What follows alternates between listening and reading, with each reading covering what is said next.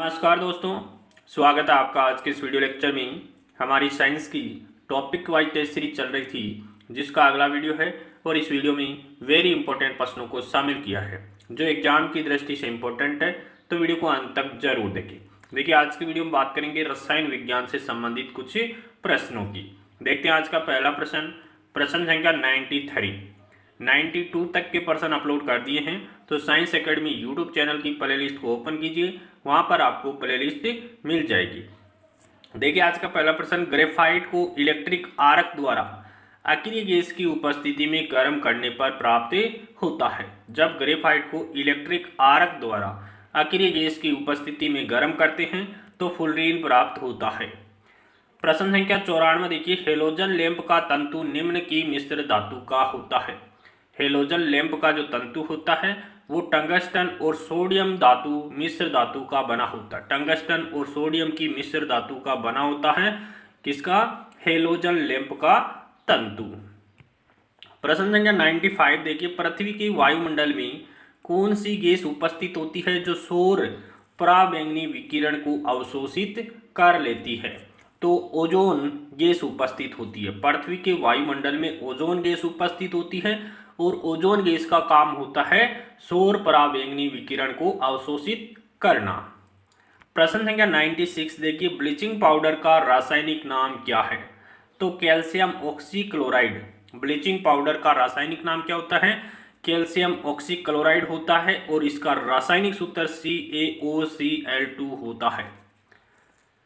प्रश्न संख्या 97 देखिए, क्लोरोफ्लोरोकार्बन CFC को डैश जो सूर्य से हानिकारक पराबैंगनी विकिरण से हमें सुरक्षित रखता है के विनाशक के रूप में जाना जाता है। तो ओजोन स्तर के रूप में जाना जाता है। क्लोरोफ्लोरोकार्बन को डैश जो सूर्य से हानिकारक पराबैंगनी विकिरण से हमारी सुरक्षा करता है, वो कौन सा स्तर है? ओजोन स्तर है। प्रश्न संख्या 98 देखिए, कैल्शियम हाइड्राइड को क्या कहते हैं? कैल्शियम हाइड्राइड को हाइड्रोलिथ कहा जाता है। कैल्शियम हाइड्राइड को क्या कहते हैं? हाइड्रोलिथ कहा जाता है। प्रश्न संख्या 99 देखिए, हड्डी का प्रयोग उर्वरक के रूप में किया जाता है क्योंकि इसमें पौधा पोषक तत्व होता है। तो फास्फोरस होता है। हड्डी का प्रयोग किसमें करते हैं? उर्वरक के रूप में किया जाता है क्योंकि इसमें कौन सा पोषक तत्व होता है? फास्फोरस होता है। प्रश्न संख्या 100 देखिए, प्रकाश ऑक्सीकरण प्रक्रिया द्वारा प्रक्रिया शुरू की जाती है। प्रकाश ऑक्सीकरण प्रक्रिया शुरू की जाती है किसके द्वारा? प्रकाश के द्वारा। प्रकाश ऑक्सीकरण प्रक्रिया शुरू की जाती है किसके द्वारा शुरू की जाती है? प्रकाश के द्वारा शुरू की जाती है। प्रश्न संख्या 101 देखिए, एस किस तत्व का चिन्ह नाम है या संक्षिप्त नाम है? तो एस किसका संक्षिप्त नाम है? सल्फर का। इसे गंधक भी कहा जाता है। प्रश्न संख्या 102 देखिए, हाइड्रोजन का कौन सा समस्थानिक रेडियो सक्रिय है? तो ट्राइटियम है, वो रेडियो सक्रिय समस्थानिक है। हाइड्रोजन का कौन सा समस्थानिक है जो रेडियो सक्रिय है? तो ट्राइटियम। प्रश्न संख्या 103 देखिए, निम्नलिखित में से वह पदार्थ कौन सा है जिसका प्रयोग कपड़े से स्याही और जंग के धब्बों को मिटाने के लिए किया जाता है? तो ऑक्जेलिक अम्ल का प्रयोग किया जाता है। निम्नलिखित में से वह पदार्थ कौन सा है जिसका प्रयोग कपड़े से स्याही और जंग के धब्बों को मिटाने के लिए किया जाता है? वो है ऑक्जेलिक अम्ल। किसका प्रयोग करते हैं? ऑक्जेलिक अम्ल का प्रयोग किया जाता है। प्रश्न संख्या 104 देखिए, चीनी को सफ़ेद करने में किसका प्रयोग किया जाता है? चीनी को सफ़ेद करने में कैल्शियम ऑक्सीक्लोराइड का प्रयोग किया जाता है। ब्लीचिंग पाउडर का प्रयोग किया जाता है। प्रश्न संख्या 105 देखिए, खाद्य पदार्थों की परिरक्षण हेतु निम्नलिखित में से कौन सा रसायन प्रयुक्त किया जाता है? सोडियम बेंजोएट का प्रयोग परिरक्षक के रूप में किया जाता है। प्रश्न संख्या 106 देखिए, डायनामाइट बनाने में किस द्रव्य का प्रयोग किया जाता है? तो डायनामाइट बनाने में नाइट्रोग्लिसरीन का प्रयोग किया जाता है। प्रश्न संख्या 107 देखिए, कागज है, तो कागज क्या है? सेलुलोज का शुद्ध रूप होता है? कागज क्या होता है? सेलुलोज का शुद्ध रूप होता है। प्रश्न संख्या 108 देखिए, अधिक अणुभार वाले नाइट्रोजनिक पदार्थों को क्या कहते हैं? तो प्रोटीन कहते हैं। अधिक अणुभार वाले नाइट्रोजनिक पदार्थों को क्या कहा जाता है? प्रोटीन कहा जाता है। प्रश्न संख्या 109 देखिए, निम्न में से यूरिया का रासायनिक सूत्र क्या होगा? तो यूरिया का रासायनिक सूत्र क्या होता है? NH2CONH2 होता है। यूरिया का रासायनिक सूत्र क्या होता है? NH2CONH2 होता है। प्रश्न संख्या 110 देखिए, शराब पीकर वाहन चालक के श्वसन परीक्षण में यातायात पुलिस क्या इस्तेमाल करती है? जो शराब पीकर वाहन चलाते हैं उनकी जांच करते हैं तो किसका प्रयोग करते हैं श्वसन परीक्षण में? पोटेशियम डाइक्रोमेट और सल्फ्यूरिक एसिड का प्रयोग करते हैं।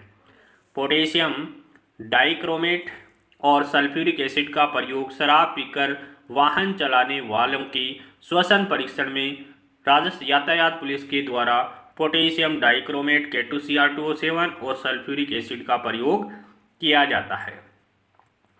प्रश्न संख्या 111 देखिए, कार्बन मोनोऑक्साइड हीमोग्लोबिन से मिलकर एक ऐसा मिश्रण बनाता है जो रुधिर को ऑक्सीजन ग्रहण करने से रोक देता है।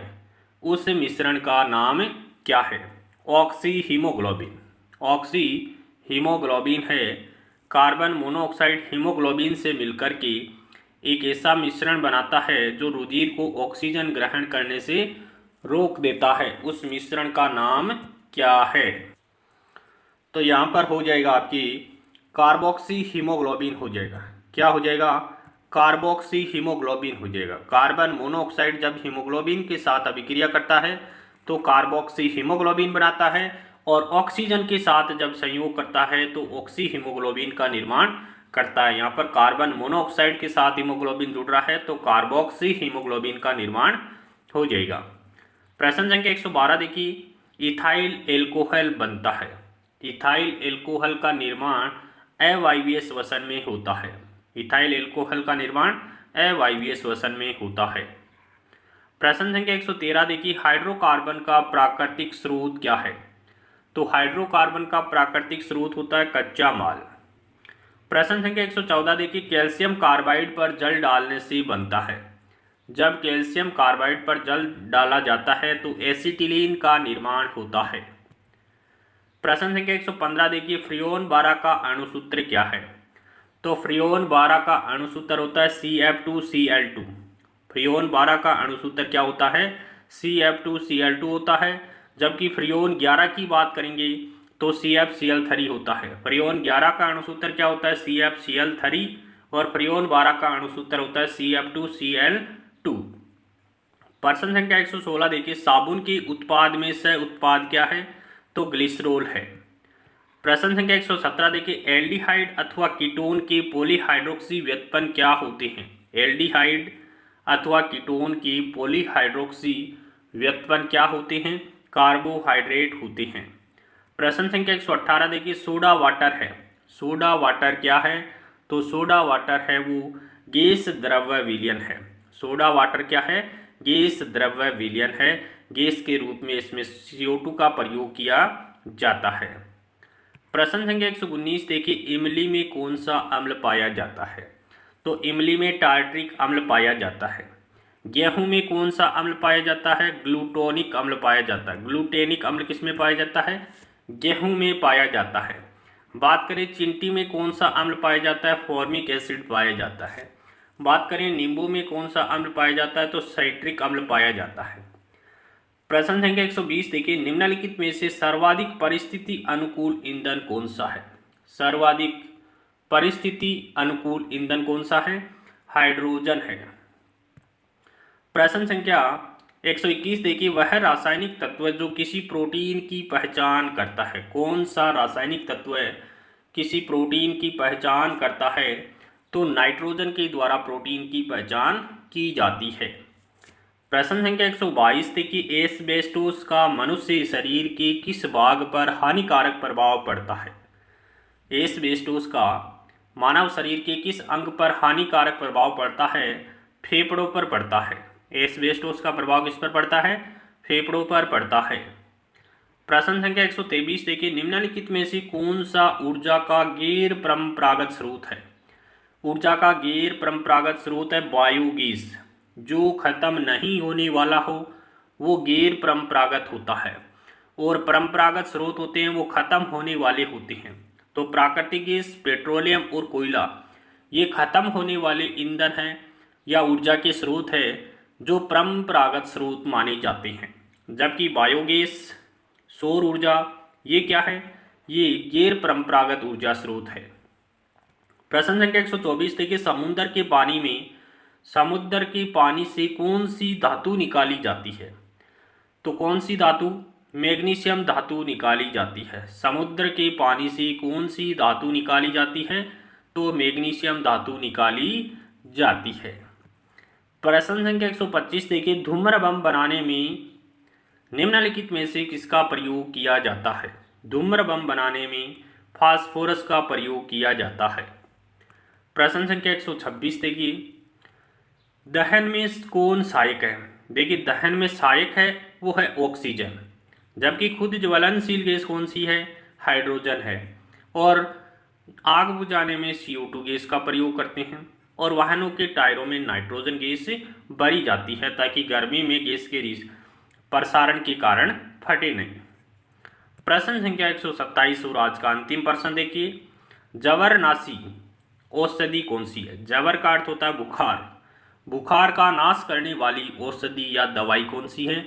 तो पैरासीटामोल का उपयोग किया जाता है। बुखार के लिए किसका उपयोग करते हैं? पैरासीटामोल का उपयोग किया जाता है। यहाँ पर जबर का अर्थ क्या होता है? बुखार, और नाशक का अर्थ होता है नाश करने वाला।